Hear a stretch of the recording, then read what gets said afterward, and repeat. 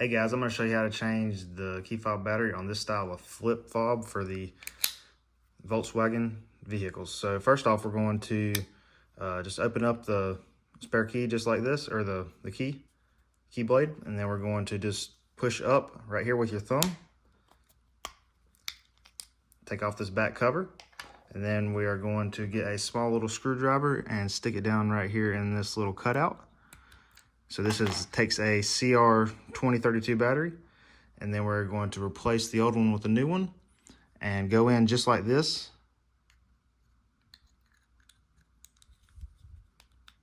And make sure it's seated in there properly. And then we're going to put this side on first,